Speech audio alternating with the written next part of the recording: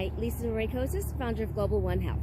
This video is a continuation in the Animal Flow series, and more specifically, continuation addressing the form-specific stretches in the Animal Flow practice. As I've previously mentioned, there are a few form-specific stretches in the technique, and of which Beast is one of those. There are 3 variations of Beast stretches in the practice. So I've already talked about the Unload the Beast, and this next video I'm going to do the Wave Unload. So we're going to begin that in the same position. So all 3 form-specific stretches in the Beast all start from the same position, which is the loaded Beast position. Looks very much like a child's pose, but it's a very active position.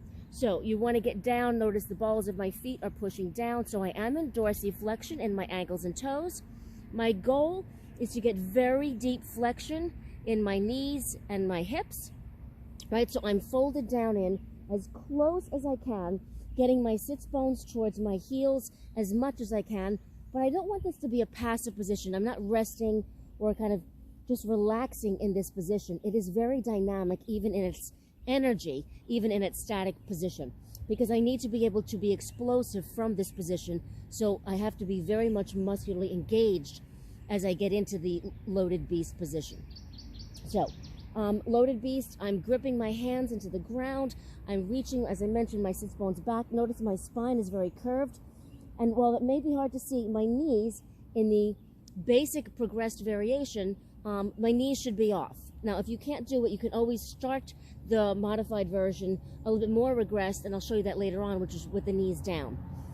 So here I'm using my hands very actively into the ground. I'm pushing myself backwards in this loaded beast position.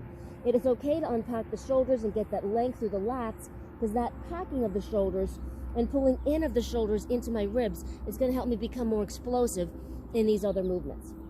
So in the wave unload, it's a little less explosive than the unload the beast, much more addressing spinal articulation in this particular variation. So I'm reaching, my knees are up, my heels are reaching back, my spine is very much rounded, my core is pulled in, and my hands are giving me this, they're pushing down and forward to push me back in energy. So I'm going to break this one down nice and slowly. It can be done quickly as well when you're doing your actual flow.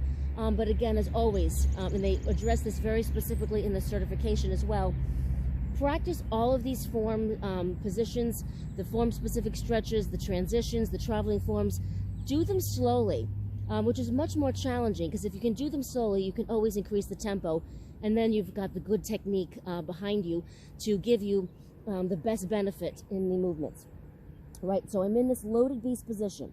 I'm going to raise my hips up, so I push my feet down through the ground, and I raise up, and I'll pause in each of the most important positions. So I'm in this position.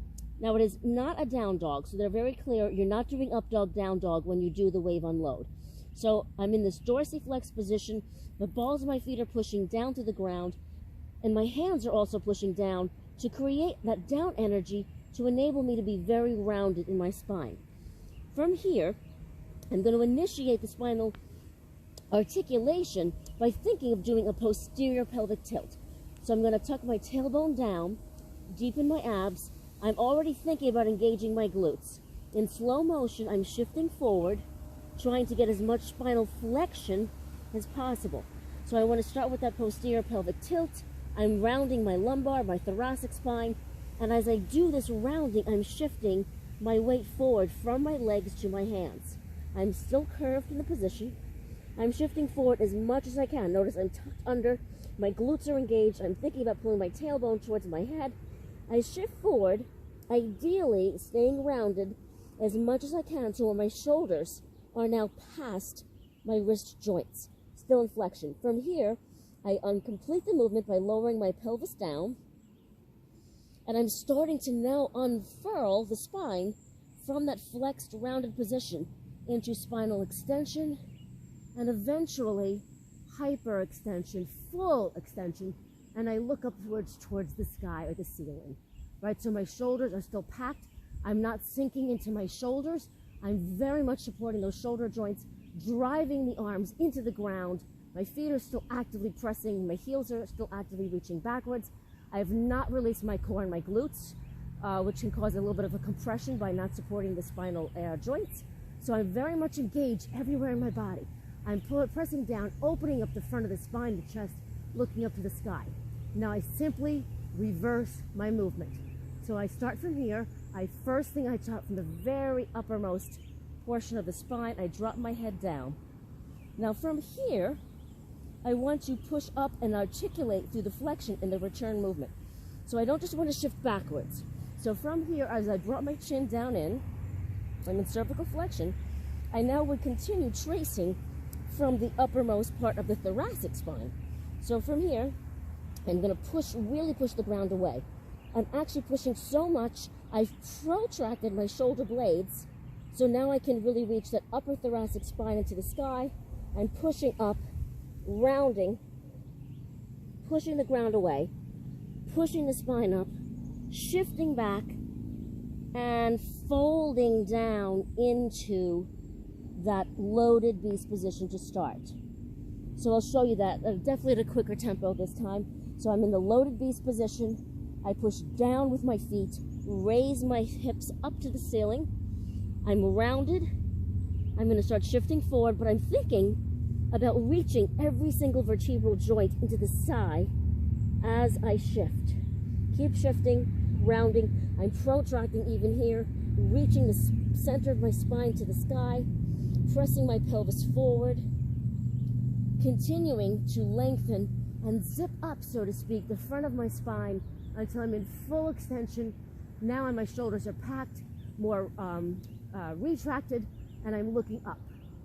I drop down through my cervical spine, my head pulls towards my chin. Now I'm really driving the energy down through my arms, which pushes my shoulder blades apart into protraction. I'm rounded, shifting back through, and then I start to hip hinge, fold in and down into that loaded beast position.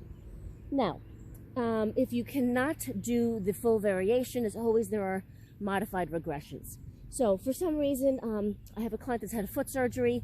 If you don't have, for any reason that you can't put weight bearing that much into the ball joints of the feet, if you have arthritis, for example, as well, the modified version is just keeping the knees down, right? So you can keep the knees down the whole time, and it's gonna look a little bit different in its position, but the intention and the articulation of the spine is still there. Now, I can do it with the knees up off the ground and still try to transfer through. Of course, you're not going to get the same height because you're not going through the full knee extension, but you can still get that same spine rounding.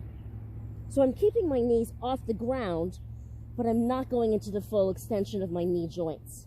And then if you want even a more modified variation from that, keep the knees in contact with the ground the whole time. So you still want to have your intention, because that's what builds the strength so that you can eventually go to those more progressed variations.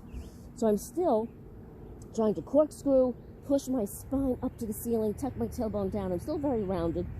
I'm still going to pass through that rounded, kind of like cat and cat-cow position.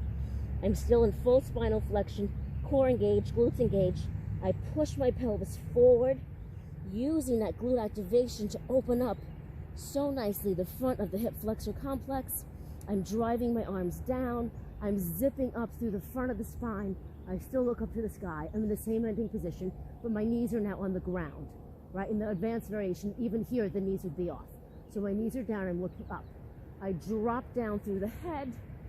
Now, as my arms really push more and more into the ground, I'm protracting my scapula, rounding my thoracic spine.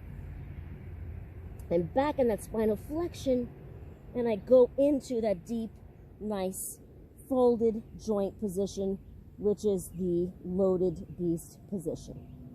So that is the wave unload, which is the second variation in the form-specific stretches of the beast position.